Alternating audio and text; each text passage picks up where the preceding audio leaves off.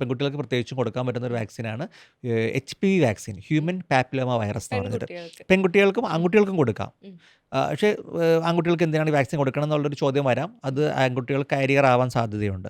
അപ്പോൾ നമ്മളെപ്പോഴും ഈ ഹ്യൂമൻ പാപ്പിലോമ വൈറസിൻ്റെ വാക്സിൻ എടുക്കാൻ നമ്മൾ പറയാൻ കാരണം, നമ്മളിപ്പോൾ ഈ സംസാരിച്ചുകൊണ്ടിരിക്കുന്ന അല്ലെങ്കിൽ എൻ്റെ അടുത്തൊരു പേഷ്യൻറ്റ് വന്നു കഴിഞ്ഞാൽ അവരുമായിട്ട് കൺസൾട്ടേഷൻ നടക്കുന്ന ഒരു 7 മിനിറ്റോ 10 മിനിറ്റിനുള്ളിൽ അവരോട് ഞാൻ പ്രത്യേകം പറയാനുള്ള ഒരു കാര്യമാണ്, നമ്മളിപ്പോൾ ഈ സംസാരിക്കുന്ന ഈ 7 മിനിറ്റിനിടയിൽ ഇന്ത്യയിൽ ഒരു സ്ത്രീ മരിക്കുന്നുണ്ട്.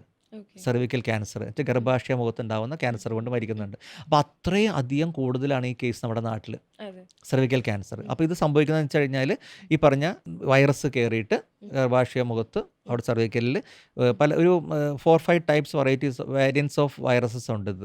അപ്പോൾ അത് ഈ പാപ്പിലോമ ക്യാൻസർ മാത്രമല്ല, വാർട്ട് എന്ന് പറഞ്ഞിട്ട് നമുക്കുണ്ടാവുന്ന അസുഖങ്ങളും അല്ലെങ്കിൽ ഓറൽ ക്യാൻസേഴ്സ് ഉണ്ടാവുന്ന അസുഖങ്ങളും, അപ്പോൾ അങ്ങനെയുള്ള പല ഈ വൈറസ് ഉണ്ടാക്കുന്നുണ്ട്.